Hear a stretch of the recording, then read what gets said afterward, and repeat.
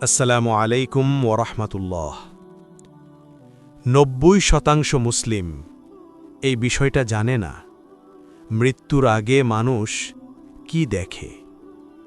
পৃথিবীর বুকে সবচেয়ে চরম এবং অকাট্য সত্য হল মৃত্যু।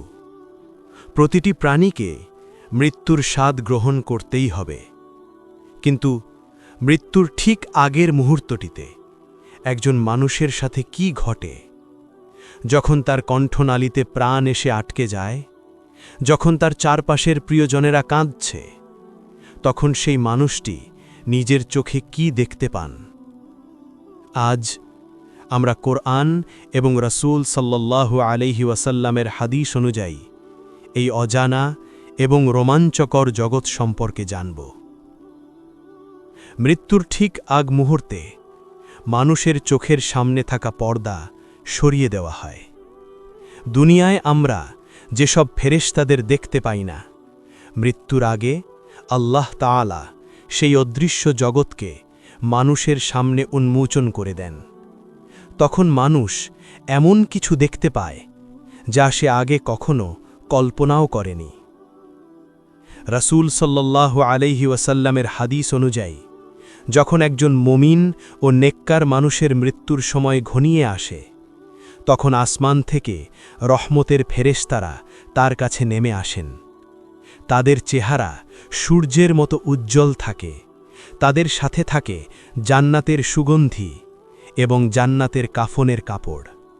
তারা সেই মুমিন ব্যক্তির চোখের সীমানা পর্যন্ত বিস্তৃত হয়ে বসে পড়েন।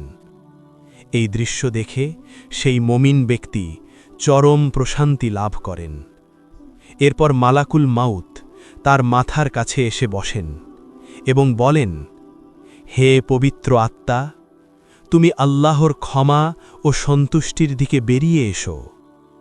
তখন সেই মুমিনের আত্মা শরীর থেকে এত সহজে বেরিয়ে আসে যেমন একটি পানির পাত্র থেকে এক ফোঁটা পানি গড়িয়ে পড়ে। অন্যদিকে একজন পাপিষ্ঠ মানুষের মৃত্যু হয় অত্যন্ত ভয়াবহ। যখন তার শেষ সময় আসে, তখন আসমান থেকে আযাবের ফেরেশতারা কালো ও রুক্ষ চেহারা নিয়ে তার সামনে আসে।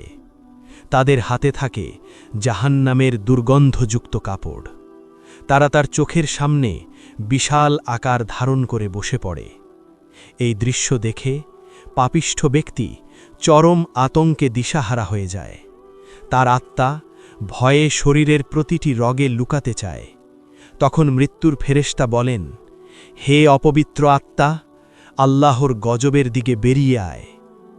এরপর তার আত্মাকে এমনভাবে টেনে বের করা হয় যেমন কাঁটাযুক্ত লোহার শিক ভেতর থেকে টেনে বের করা হয়। মৃত্যুর আগে মানুষকে তার চূড়ান্ত গন্তব্যও দেখানো হয়। মুমিনকে জান্নাতের ঘর দেখানো হয়, আর পাপিষ্ঠকে জাহান্নামের শাস্তি। আমাদের জীবন অত্যন্ত সংক্ষিপ্ত। এই দুনিয়া কেবল একটি পরীক্ষার হল। যদি আমরা নেক আমল করি, তবে মৃত্যু হবে সবচেয়ে বন্ধুর। আর যদি দুনিয়ায় ডুবে যাই, তবে সামনে অপেক্ষা করছে ভয়াবহ পরিণতি। তাই সব সময় আল্লাহর কাছে সুন্দর মৃত্যুর জন্য দোয়া করুন। আল্লাহ যেন আমাদের সবাইকে ঈমানের সাথে মৃত্যু নসিব করেন এবং আমাদের শেষ পরিণতি সুন্দর করেন, ইনশাআল্লাহ। আল্লাহুম্মা ইন্নী আসআলুকা হুসনাল খাতিমা। আসসালামু আলাইকুম ওয়া রাহমাতুল্লাহ।